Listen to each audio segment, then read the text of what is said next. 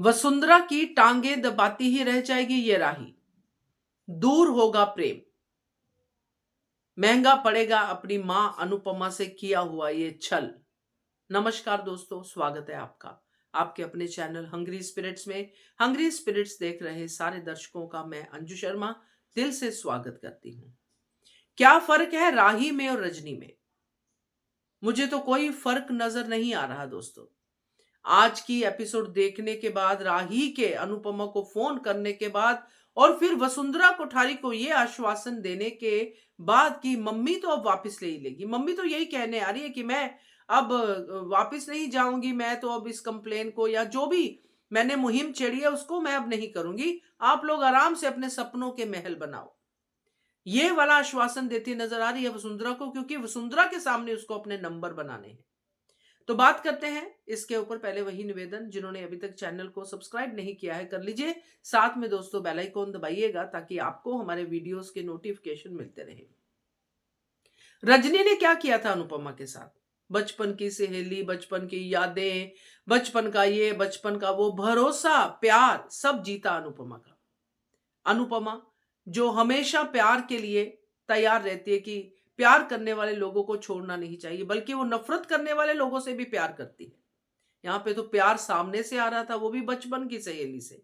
तो खूब इमोशनली उसने, रजनी ने अनुपमा को एक्सप्लॉइट किया। तो राही आज क्या कर रही थी फोन करके? Emotionally exploit. तुम्हारी बेटियां ये वो सब, उनका घर उजाड़ोगी, बेटियों का घर नहीं उजड़ने देगी मेरी मां। राही वसुंधरा कोठारी को भी ये कह रही थी कि बेटियों से बढ़ के थोड़ी है कुछ। यानी कि अनुपमा के लिए जो बेटियां उसकी हैं वही इंपॉर्टेंट है। बाकी बेटियों का घर उजड़े, जस्सी का घर उजड़े, सरिता का घर उजड़े, बाकी जो वहां पे डांस रानी है उनका घर उजड़े, अनुपमा को उससे कुछ लेना देना होना नहीं चाहिए। राही ये कहना चाहती है। मगर शायद राही को कई जन्म लेने पड़ेंगे अपनी मां को समझने के लिए, क्योंकि ये किरदार कुछ इस तरह का है जो अपनी मां को मुसीबत में हमेशा अकेला छोड़ता है, बल्कि उसके लिए मुसीबत बनता है। तो अल्टीमेटली यही मुंह से निकलता है जो आज मैंने कहा आपको कि वसुंधरा की टांगे ही दबाती रह जाएगी, क्योंकि वसुंधरा की जी हुजूरी करना ही इसका परम धर्म है। उसके आगे प्रेम भी कुछ नहीं है। जिस तरह से आज वो प्रेम को कह रही थी कि मुझे जो सही लगा मैंने किया, तो क्या राही को यह कभी समझ में नहीं आएगा कि दूसरों पे भी सेम ही रूल लागू होता है? उनको जो सही लगता है वो करते हैं, तो फिर तुम्हें प्रॉब्लम क्यों होती है? प्रेम का ये कहना कि मुझे तुमको बताना चाहिए था मम्मी को फोन करने से पहले, तो उसका ये डायलॉग कि मुझे जो सही लगा वो किया।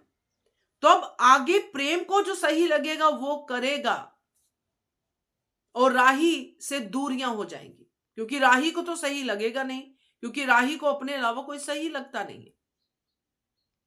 अब यहां पे राही का एक एक डायलॉग अगर आप नोट करें तो आपको हैरानी ही होगी। आपने किया ही होगा, आई एम श्योर, क्योंकि कितनी बार मम्मी को माफ किया, ये राही मम्मी को माफ कर रही है। खुद गलतियां करके हैरानी होती है। या तो ये कैरेक्टर पागल है जिसको शायद अपना ही किरदार नहीं समझ में आता कि मैं हूं क्या, मैं इतनी सही कैसे हूं ये नहीं समझ में आता, क्या समझ में नहीं आता। तो मुझे तो ये राही का भविष्य बहुत ही खतरनाक दिख रहा है, क्योंकि अगर इसका प्राइम फोकस सिर्फ वसुंधरा कोठारी ही है, जिंदगी में इसको सिर्फ वसुंधरा कोठारी को ही खुश करना है, तो ये बहुत कुछ हार जाएगी, बहुत कुछ हार जाएगी। क्योंकि जो इंसान अपनी मां के साथ इमोशनल ब्लैकमेल करके, उससे छल करके उसको यहां पे बुलाता है, उसको दो राहें पे छोड़ता है कि या बेटियां या फिर चौल वाले, बार बार ये काम करता है, उसके बारे में तो कभी अच्छा होना हम सोच नहीं सकते। तो राही ने आज जो किया है उसकी भरपाई उसको प्रेम से दूरियां होने के, ये जो होने वाला है उसकी लाइफ में, उससे करनी पड़ेगी। क्योंकि प्रेम का भी एक पेशेंस लेवल है जो शायद अब भर जाएगा, क्योंकि अब प्रेरणा ऑपोजिट में आ गई है। क्योंकि प्रेम का दुख जो एक बार उसने पहले शेयर किया अब फिर से शेयर करेगा। तो ये अब डेंजरस सा अब राही के लिए होने वाला है, क्योंकि जो अपनी मां की नहीं हुई वो किसी की क्या ही होगी, ये बात समझ में आ जाएगी प्रेम को भी। तो देखते हैं आगे क्या होता है। तो बताइएगा आपको वीडियो कैसी लगी कमेंट करके। Thank you so much for watching hungry spirits channel.